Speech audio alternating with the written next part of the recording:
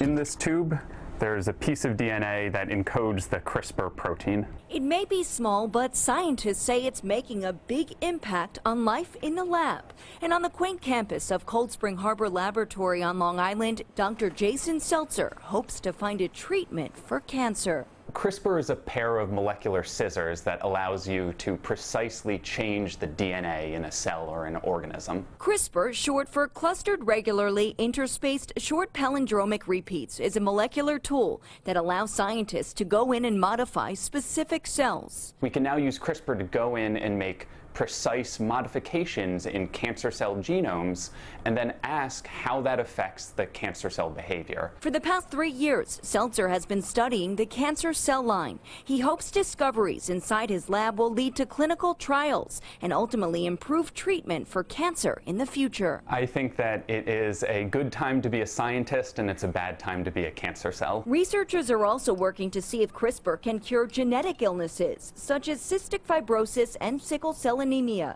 It's been successfully proven in mice, and clinical trials are underway in humans. But some ethicists question whether the gene editing technique should be used for enhancements. The more perfect person?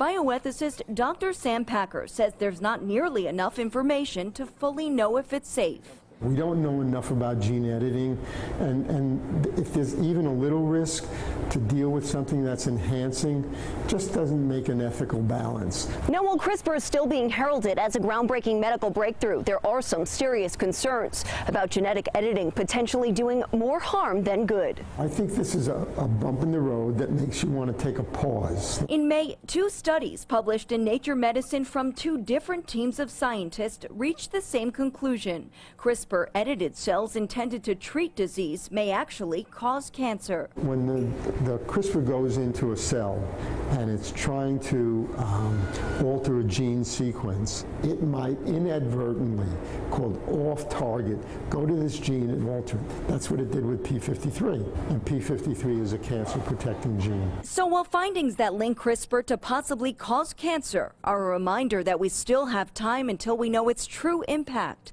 doctors like Sheltzer are making incredible progress that could change modern medicine as we know it.